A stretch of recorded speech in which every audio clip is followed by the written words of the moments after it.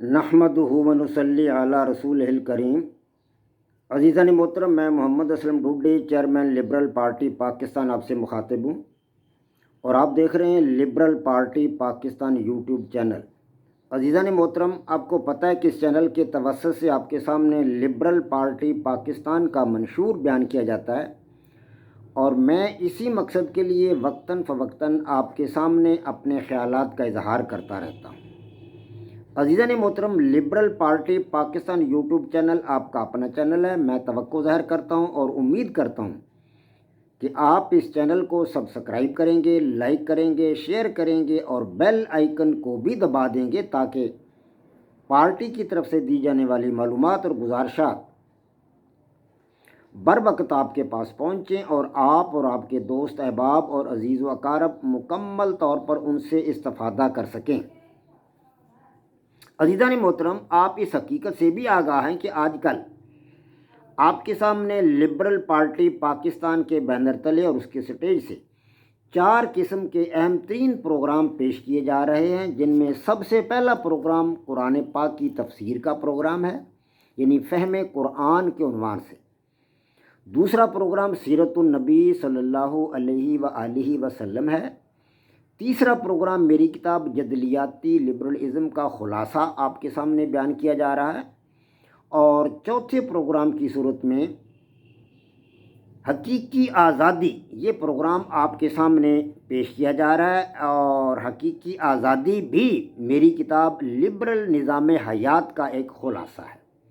عزیزان محترم، آج میں آپ کے سامنے جس موضوع پر اظہار خیال کر رہا ہوں، آپ کے سامنے گفتگو کر رہا ہوں، وہ ہے سیرت النبی صلی اللہ علیہ وآلہ وسلم کا ایپیسوڈ نمبر 49۔ میں پچھلے چند روز سے سیرت النبی صلی اللہ علیہ وآلہ وسلم کے حوالہ سے آپ کے سامنے عربوں میں جو ان کی اخلاقی حالت تھی، نبی علیہ الصلوۃ والسلام کی نبوت سے پہلے، آپ صلی اللہ علیہ وسلم کی بعثت مبارک سے پہلے عربوں کی جو اخلاقی حالت تھی وہ آپ کے سامنے پیش کر رہا ہوں۔ تو آج میں آپ کے سامنے یہ بتاؤں گا کہ عربوں میں حجر پرستی،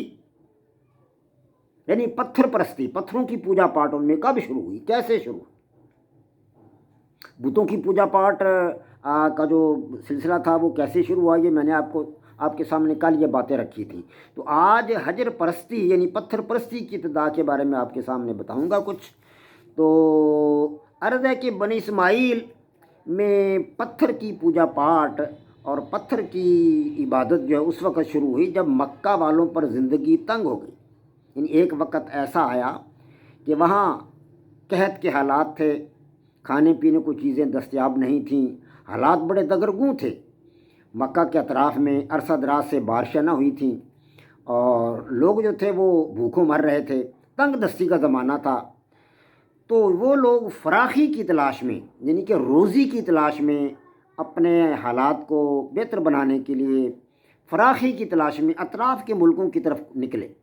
عرب کے لوگ، مکہ کے لوگ یا دیگر عرب کے قبائل جہاں جہاں یہ تنگ دستی تھی، حالات خراب تھے، دگرگوں تھے حالات، تو وہ لوگ اطراف کے ممالک میں، اطراف کے علاقوں کو نکلے۔ تو ہر سفر کرنے والا جو تھا وہ تبرک کے لیے، برکت کے لیے، عظمت کے لیے، کیونکہ خانہ کعبہ کی تعظیم تو وہ لوگ کرتے تھے عرب،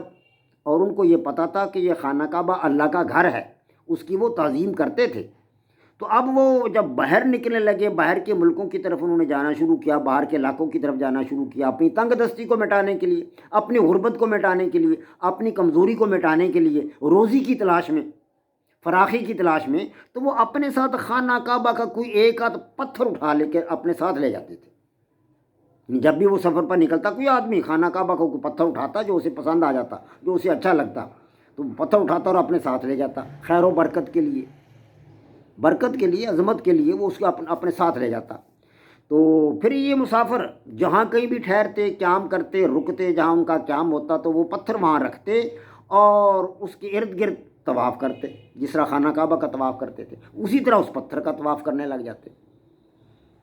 تو یہاں تک نوبت پہنچ گئی کہ جس پتھر کو وہ اچھا دیکھتے اور ان کو وہ پسند آ جاتا، اسی پتھر کو وہ اپنے ساتھ لے جاتے اور وہاں اس کا طواف شروع کر دیتے، جہاں بھی قیام کرتے وہاں اس کا طواف شروع کر دیتے اور اس کی پوجا پاٹ شروع کر دیتے پتھر کی۔ حالانکہ انہیں تو پتہ تھا کہ یہ ہے تو پتھر ہی، لیکن خانہ کعبہ چونکہ پتھروں سے بنا ہوا تھا اور اس کی وہ تعظیم کرتے تھے، اور وہ خیال کرتے تھے کہ شاید یہ خانہ کعبہ کے مطلب جو مضافات ہے وہاں سے جو پتھر ملا ہے یا خانہ کعبہ کا پتھر ہے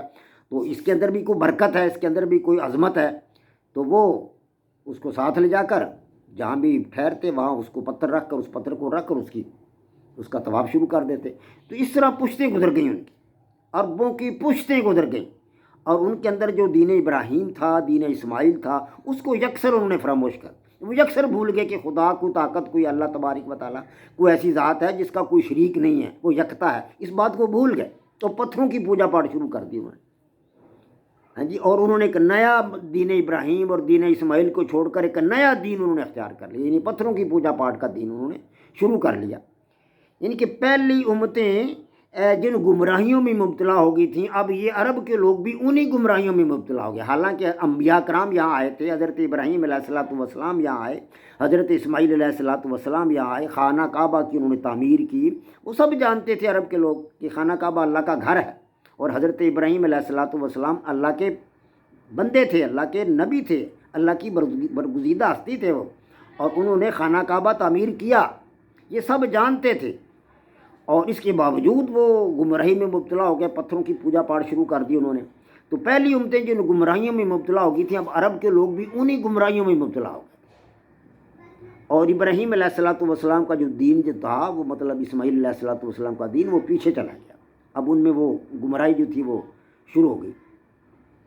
تو حضرت ابراہیم علیہ الصلوۃ والسلام کے دور کے جو مطلب ہے ان میں یہ گمراہیاں تو شروع ہو گئی تھیں، لیکن پھر بھی حضرت ابراہیم علیہ الصلوۃ والسلام کے دور کے کچھ رسم و رواج اب بھی عربوں کے اندر موجود تھے، وہ کہ بتوں کی پوجا انہوں نے شروع کر دی تھی، لیکن کچھ رسم و رواج یعنی کہ وہ خانہ کعبہ کی تعظیم اب بھی کرتے تھے، خانہ کعبہ کی تعظیم کرتے تھے تو خانہ کعبہ کے پتھر کو ساتھ لے جاتے تھے، اس کی تعظیم کرتے تھے، اس کا طواف کرتے تھے، یعنی کہ خانہ کعبہ کی تعظیم اب بھی ان کے دلوں میں تھی، اب وہ خانہ کعبہ کا طواف بھی کرتے تھے، ابھی بھی کرتے تھے، وہ پتھروں کی پوجا شروع کر دی تھی لیکن خانہ کعبہ کا طواف کرتے تھے، اور حج اور عمرہ کی بجاوری بھی لاتے تھے، حج بھی کرتے تھے، عمرہ بھی ادا کرتے تھے، یہ سب کچھ کرتے تھے، اور عرفات اور مزدلفہ میں کا قیام بھی کرتے تھے، حج کے موقع پر وہاں قیام کیا جاتا ہے، تو حج اور مزدلفہ، عرفات اور مزدلفہ میں وہاں وہ قیام بھی کیا کرتے تھے، اور جانوروں کی قربانی بھی کرتے تھے، اور حج اور عمرہ میں لبیک کہنا اس کا بھی رواج تھا ابھی تک انہوں نے، یعنی لبیک بھی کہتے تھے اللہ تبارک و تعالیٰ کی ذات کو، تاہم اس میں انہوں نے کچھ تبدیلیاں کر لی تھی، جو لبیک کے الفاظ ادا کرتے ہیں اس کو کچھ بدل لیا تھا ان لوگوں نے، آپ اپنے بتوں کی جو پوجا پاٹ تھی اس کے مطابق انہوں نے الفاظ بدل لیے تھے، اس میں کوئی تبدیلی کر دی تھی، یعنی تاہم اس میں انہوں نے اس میں ایسی چیزیں داخل کر دی تھی جو پہلے اس میں داخل بالکل نہیں تھی، بالکل پہلے وہ داخل تھی ہی نہیں۔ تو کنانا میں سے ابن اسحاق کہتے ہیں کہ کنانا میں سے جو قریش کا قبیلہ تھا، جب وہ لبیک کہتے تو اس طرح کہتے تھے، وہ لبیک ان کی لبیک جو تھی وہ اس طرح کی تھی کہ لبیک اللہم لبیک، لبیک اللہم لبیک، لبیک لا شریک لک لبیک، لبیک لا شریک لک لبیک الا شریکہ، الا شریکہ لک تملکہ وما ملک۔ اب وہ اس طرح کی لبیک کہتے تھے، اب اس کا اردو ترجمہ آپ کے سامنے رکھتا ہوں، پھر آپ سمجھ جائیں گے کہ وہ کس طرح کی لبیک کہتے تھے، کہ ہم تیرے سامنے حاضر ہیں اے اللہ، ہم تیرے سامنے حاضر ہیں اے اللہ، ہم تیرے سامنے حاضر ہیں، ہم تیرے سامنے حاضر ہیں، تیرا کوئی شریک نہیں بجز ایک شریک کے۔ اب یہاں وہ پتھر کو لے آتے کہ تیرا کوئی شریک نہیں، ہاں جی، لا شریک لک، لا شریک لک لبیک الا شریکہ، الا شریکہ لا تملکہ وما ملک، کہ تیرا کوئی شریک نہیں بجز ایک شریک کے، وہ تیرا ہی ہے، یعنی وہ پتھر کا ٹکڑا جو خانہ کعبہ سے لاتے تھے اس کو وہ شریک بنا لیتے کہ تیرا کوئی شریک نہیں بجز اس ایک شریک کے جو تیرا ہی ہے، یعنی تیرے ہی خانہ کعبہ سے ہم اس کو لائے ہیں،